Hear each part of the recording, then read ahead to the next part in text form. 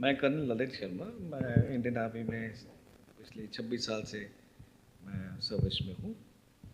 और जब हम फौज में ज्वाइन हुए थे तब पराक्रम कारगिल शुरू हुआ था। उस दौर में हमारे काफ़ी सारे फौजियों ने देश के लिए, देश की रक्षा के लिए, देश के नागरिकों के लिए बहुत ऑपरेशंस किए। उस ऑपरेशन के दौरान मुझे भी मौका मिला जाने का और हमने 6 उग्रवादी मारे, जिसके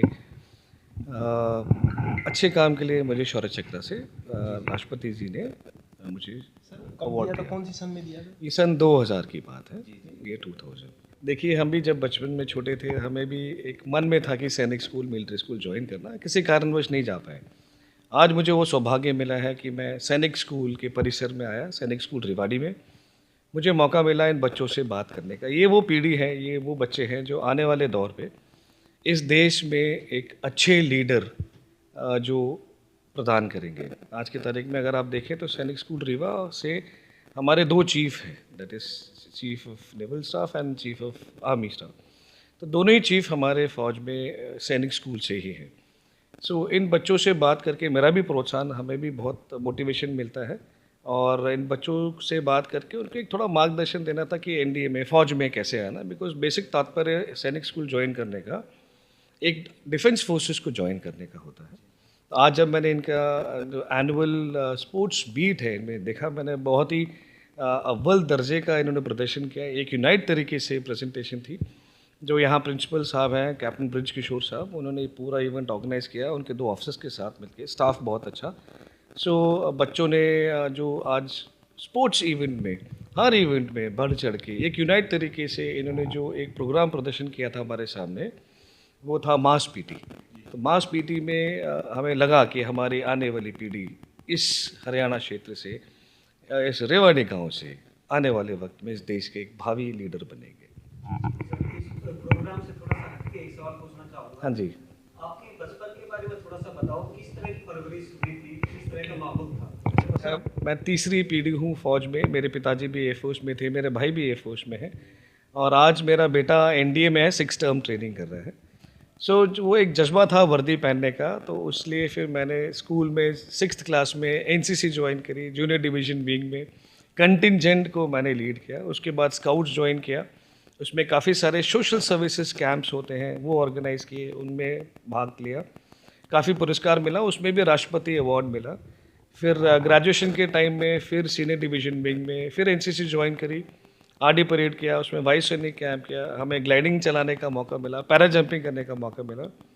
तो वो जो जज्बा जो परिवार में है कि फ़ौज और देश, वो अंदर भरा हुआ था, इसलिए फ़ौज ज्वाइन करी। और मुझे मौका मिला जब सर्विस ज्वाइन करी, शुरुआत की सर्विस में ही पराक्रम शुरू हुआ या कारगिल शुरू हुआ, उस दौरान में हमें आगे जाने का मौका मिला और अपना कर्तव्य पूरा करते हुए, हम जो मुझे गोली लगी उस ऑपरेशन के दौरान, मगर हमने 6 उग्रवादी मारे और अपने देशवासियों की सुरक्षा के लिए हमें वो करना पड़ा। अगर कोई किसान का बच्चा भी है, आप न्यूज़ में भी देखते हैं कि एनडीए में पिछले से पिछला जो पासिंग आउट परेड थी, उसमें जो बच्चा स्वॉर्ड ऑफ ऑनर रहा, जो सबसे अव्वल नंबर का दर्जे का नंबर लेके निकला, वो किसी बैकग्राउंड से नहीं था।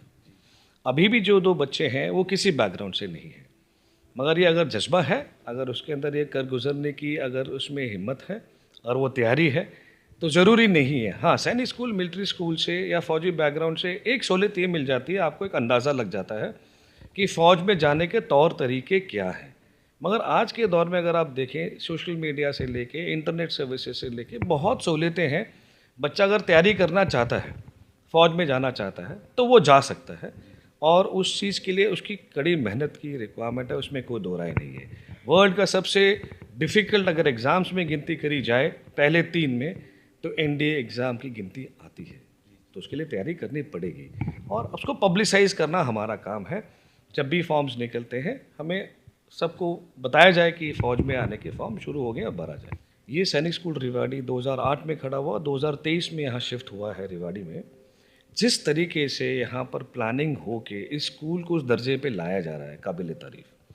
जो बच्चों का मैंने आज प्रदर्शन देखा, उनमें जो जोश दिखा, उनके अंदर वो एक बहुत दृढ़ संकल्प दिखा उसमें मुझे, आज जिस हिसाब से उन्होंने प्रदर्शन किया, चाहे वो दौड़ थी, चाहे रेले थी, चाहे वो मास पीटी थी, ये बच्चे कुछ कर गुजरेंगे।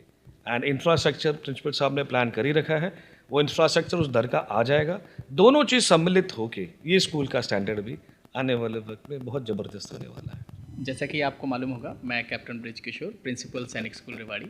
मैं कर्नल ललित शर्मा सर का, जो कि शौर्य चक्र विजेता हैं, उनका बहुत बहुत तहे दिल से अभिनंदन करता हूं। और मैं बहुत ही प्राउड फीलिंग है आज के डेट में कि सर जैसा एक हस्ती हमारे स्कूल में आया और हमारे बच्चों के इस समापन समारोह, जो कि एथलेटिक मीट 2025-26 का जो समापन समारोह में वो शामिल हुए।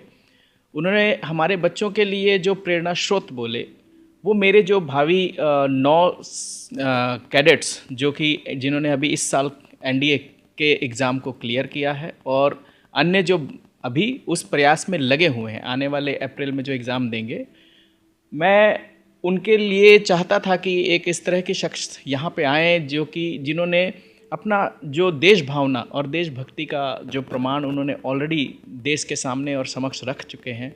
इनसे बढ़िया मुझे कोई भी नेतृत्व आज की डेट में यहाँ लाने के लिए मिला नहीं, तो मैंने इसलिए इनको रिक्वेस्ट किया और बहुत ही कम समय में सर ने मेरे रिक्वेस्ट को एक्सेप्ट करके यहाँ आए।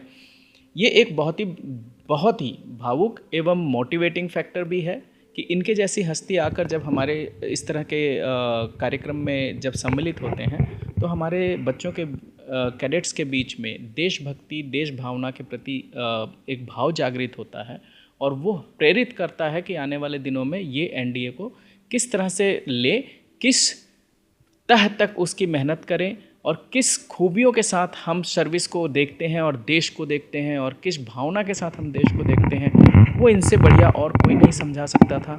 तो मैं इनका बहुत बहुत धन्यवाद करता हूँ कि सर यहाँ आए और इन्होंने हमारे कैडेट्स को मोटिवेट किया और कुछ समय हमारे साथ बिताकर हमारे पूरे जितने भी लोग हैं, चाहे वो एकेडमिक हों, चाहे वो एडमिनिस्ट्रेटिव हों, चाहे हमारे स्टाफ हों, चाहे हमारे जनरल एम्प्लॉयज़ हों, उन सबको मोटिवेट कर इन्होंने एक भावना जो हमारे देश के प्रति होती है और जो स्कूल के प्रति होती है और इस माटी की, जो कि रेवाड़ी की माटी, जो कि रिजांगलाओं से जानी जाती है, उसके प्रति उनके निष्ठा को इन्होंने जागृत किया।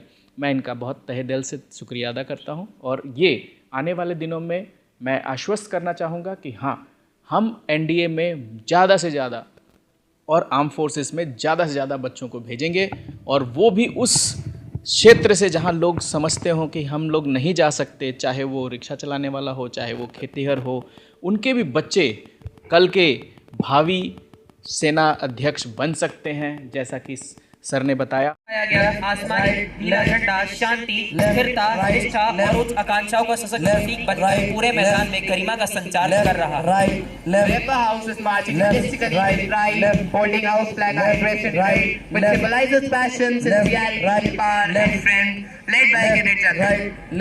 लाल रंग वीरता, साहस और सर्वोच्च बलिदान का प्रकट प्रतीक। Now, तरीके से क्रम